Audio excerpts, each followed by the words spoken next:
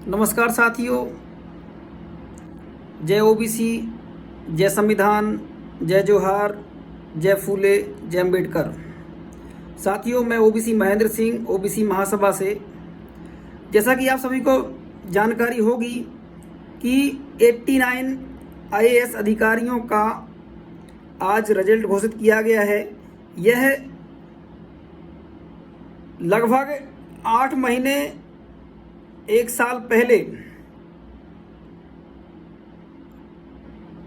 829 IAS अधिकारियों का result घोषित किया गया था, जिसमें से 89 आईएएस अधिकारी की सीट को रिजर्व करके छोड़ दिया था। और सरकार का इस पर यह कहना था कि हम ऐसे लोगों को इन सीटों पर रखेंगे जो पिछड़े हैं, दलित हैं, गरीब हैं। और आज जब रिजल्ट घोषित हुआ तो एक सिर्फ SC ST का और 14 OBC के, 74 सवर्ण। अब आप सोचिए कि जो एक कह रहे थे मोदी जी कि हम इन जो दबे कुचले समाज हैं उनको इस पे रखेंगे, तो 74 सवर्ण समाज दबा कुचला था इनके लिए। साथियों, सोचने वाली बात है कि इस देश के अंदर लोकतंत्र स्थापित है, पर मनुवादी, राजतंत्र, सवर्णवादी विचारधारा इतनी ज्यादा हावी है कि ओम बिड़ला की लड़की को बिना पेपर दिए ही मोदी सरकार ने आईएएस अधिकारी बना दिया। ये बहुत ही सोचनीय और चिंतनीय है कि आरएसएस में इतनी ताकत है इस देश के अंदर कि बिना पढ़ाई लिखाई के भी आप आईएएस अधिकारी बन सकते हो। क्योंकि जो ओम बिड़ला हैं वो लोकसभा स्पीकर हैं। इस समय मोदी सरकार ने उनको बनाया है। वो गुजरात से आते हैं और आरएसएस के स्वयंसेवक हैं, और उनको उसका जो फल दिया गया, मतलब इस प्रकार जो ये तो इनकी चीज़ जो है सामने निकल के आ गई कि बिना ही परीक्षा के सिर्फ इंटरव्यू के माध्यम से इनको रखा गया। और इंटरव्यू लेने वाले कौन होंगे? वही ब्राह्मण बनिया, वही सवर्ण लोग। तो बिना पेपर के भी आईएएस अधिकारी बनाया गया है। अब वो किसी भी जिले में जाएंगी और आरएसएस का काम करेंगी, क्योंकि उनके पिताजी आरएसएस के हैं। बताने का मेरा मतलब ये है कि जो मेरा अंधभक्त ओबीसी समाज सोया हुआ है, उनसे मेरा निवेदन है कि थोड़ा समझने की कोशिश कीजिए। 1 अप्रैल 2018 तक ओबीसी समाज के सिर्फ 50 आईएएस अधिकारी बनाए गए। 1 अप्रैल 2018 तक 1125 प्रोफेसर में से एक भी प्रोफेसर नहीं बनाया गया। ये चिंतनीय है, विचारणीय, सोचनीय है। जो हमारा समाज आरएसएस से जुड़ा हुआ है, जो ओबीसी समाज, वो कम से कम इतना तो सोचे। और अगर ये 89 सीट रखी गई थी तो इसमें ओबीसी समाज को क्यों नहीं रखा गया 50%? वो तो बहुत ज़्यादा कमज़ोर हो गया इस देश के अंदर, पर नहीं। और दूसरी चीज़ और बता देना चाह रहा हूँ कि इस जो 89 में से 74 जो लोग रखे गए हैं, ये इसमें से लगभग मुझे लगता है कि 50 ऐसे लोग होंगे जिन्होंने पेपर नहीं दिया है। सिर्फ इंटरव्यू के माध्यम से, पैसे के माध्यम से इनको रख लिया गया है, क्योंकि ये आरएसएस के हैं, ये बीजेपी के हैं, ये उद्योगपतियों के लड़के बच्चे हैं। जैसा कि आपको पता होगा कि वो जय शाह का लड़का है, अमित शाह का, तो उसको बीसीसीआई का सचिव बना दिया गया। इतना विचार करना चाहिए हमारे समाज के लोगों को। आखिर अमित शाह को लोकतंत्र खत्म करके और उसके बच्चे को सचिव बनाया जा रहा है। और क्रिकेट में भी क्रिकेटर जो हैं उनमें भी एक से एक बड़े लोग पड़े हुए हैं, पर उनको नहीं बनाया गया सचिव। जय शाह को बनाया गया। क्यों? क्योंकि जय शाह अमित शाह का लड़का है, जो आज की स्थिति में गृह मंत्री है। और क्या क्या बताएं आप लोगों को, फिर भी ये चीज़ आप लोगों को समझ में नहीं आती है। इस देश के अंदर 1931-32 में ओबीसी समाज की जनगणना अंग्रेजों ने कराई थी, जो विदेशी थे, अंग्रेजों ने कराई थी। और उस समय हम 52% थे। आज 87 साल होने जा रहे हैं।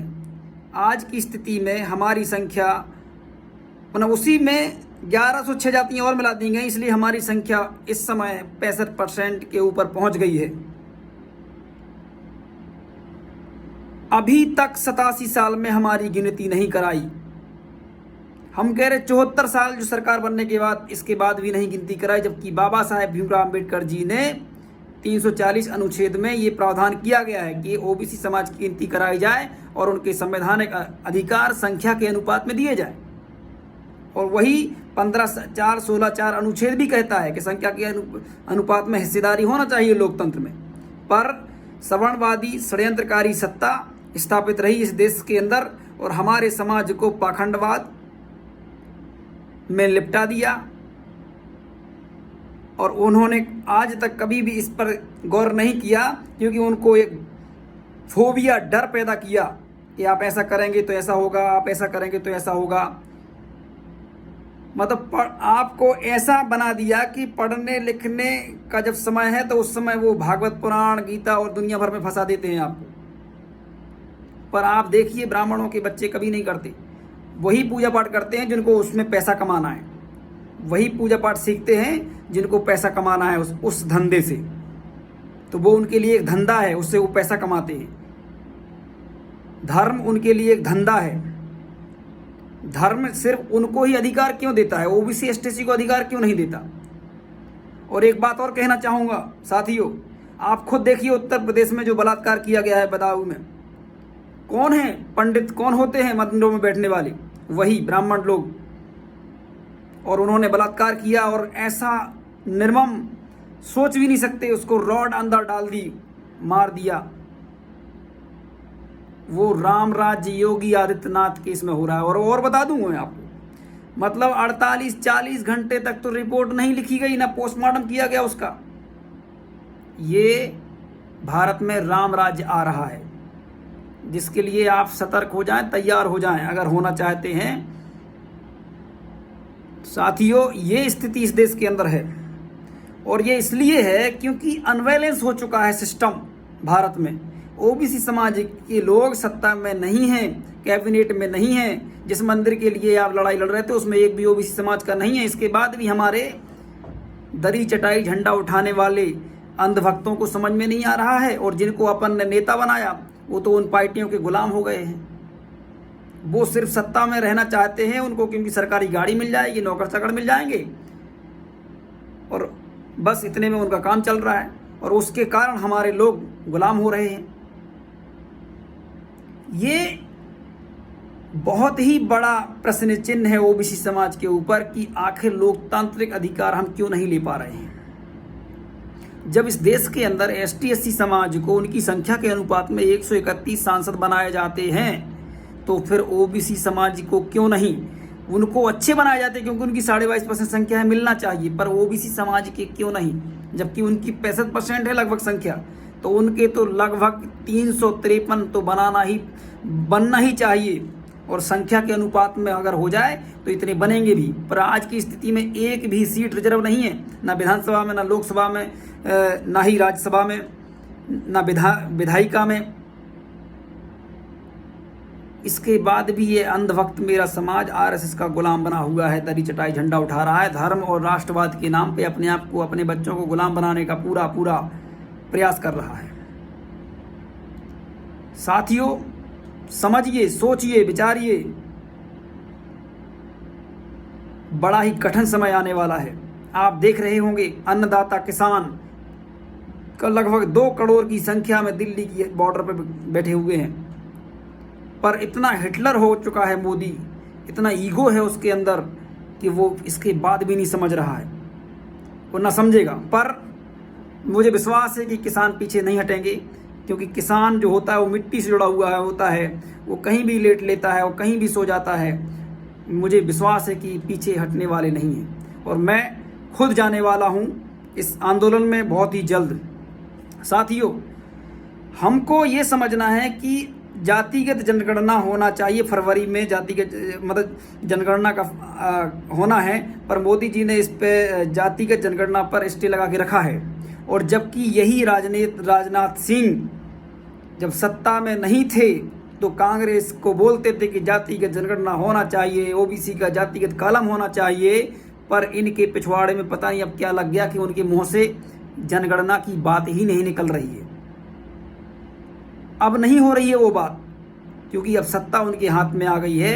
ये दोनों के दोनों बीजेपी, कांग्रेस, आरएसएस के ये पूरे के पूरे सब मिले हुए हैं। ओबीसी समाज को लगातार गुलाम बनाने का इनका प्रयास रहा है, क्योंकि यह मूल्यवासी समाज है। ओबीसी, एसटी, एससी समाज, जो माइनॉरिटी समाज, कन्वर्टेड मुस्लिम हैं, ये सारे के सारे एक दूसरे भाई भाई हैं। ये बात वो जानते हैं और ये बात हम नहीं जानते, जिसके कारण हमें गुलाम बनाया जा रहा है और हम बन रहे हैं। हमारा ईश्वर ज्योतिबा फुले, बाबा साहब भीमराव अम्बेडकर, अशोक सम्राट से लेके हृदय लोधी, अवंती बाई से लेके पेरियार से लेके फातिमा शेख से लेके, ये हमारे ईश्वर है हमारा।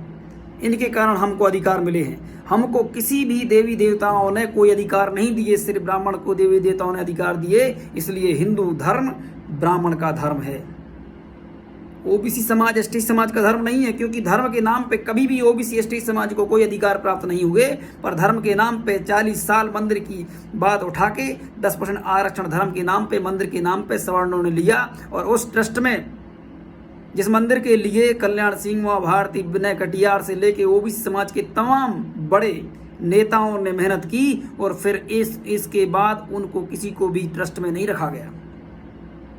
इसके बाद भी हमारा समाज षड्यंत्रकारी लोगों को नहीं समझता है।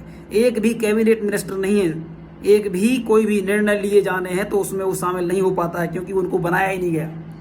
सवर्णवादी सत्ता चल रही है, बड़ा ही खतरनाक, अंग्रेजों से भी खतरनाक इस देश के अंदर सत्ता चल रही है। इस देश के अंदर चाहे वो कांग्रेस की रही हो, चाहे बीजेपी की रही हो, चाहे बीजेपी की है। जो मोदी एक मुखौटा है अदानी अंबानी का, आरएसएस का, सवर्णवादी षड्यंत्रकारी लोगों का।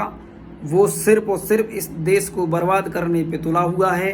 वो सिर्फ एक मुखौटा है, एक कठपुतली है जो काम कर रही है, और वो एक फोबिया उसने जनरेट किया, आरएसएस ने, बीजेपी ने, और उसको बनाया ऐसा। और आज उसके इतने अंधभक्त पैदा कर दिए कि वो गाय के मूत्र को भी अमृत समझ लेता है, गाय के गोबर को भी वो अपना खाने की वस्तु समझ लेता है। ये इस देश के अंदर चल रहा है। साथियों, मेरा इतना ही अनुरोध है कि जातिगत जनगणना के लिए सभी प्रयास करें। अपने जिला स्तर पे, ब्लॉक स्तर पे विधायकों को 15 से 16 के बीच ओबीसी समाज के सभी साथी, एसटी समाज के सभी साथी, जो जहाँ भी जो भी विधायक है, चाहे किसी भी समाज का हो, उसको ज्ञापन दें कि जातिगत जनगणना होना चाहिए। स्टेप बाय स्टेप अपना है। अगर जातिगत जनगणना नहीं होती है तो हम बहिष्कार करेंगे जनगणना का। इसके पहले हमको मुख्यमंत्री से मिलना है हर राज्यों के, और ऐसे करके हम सांसदों से मिलेंगे, और इसके बाद धीरे धीरे करके अगर हमारी नहीं होती है तो हम पूर्ण रूप से बहिष्कार करेंगे, चाहे इस देश के अंदर गृह युद्ध क्यों ना हो। पर हम इस जनगणना में शामिल नहीं होंगे जब तक कि हमारा जाति का कॉलम नहीं जोड़ा जाता है। साथियों, इस वीडियो को आप ज़रूर शेयर कीजिएगा। यह मैं national OBC TV news YouTube channel है, इसको आप सब्सक्राइब करवाएं, इसको शेयर करें, ताकि मैं हर रोज़ दिन प्रतिदिन एक अच्छा वीडियो हमारे समाज को जगाने के लिए डालता रहूं, और इसलिए हमारा हौसला अफजाई भी होगा और हमारे सब्सक्राइब बढ़ेंगे, जिससे हमारी बात आगे तक पहुंचेगी। साथियों, मैं ओबीसी महेंद्र सिंह, धन्यवाद।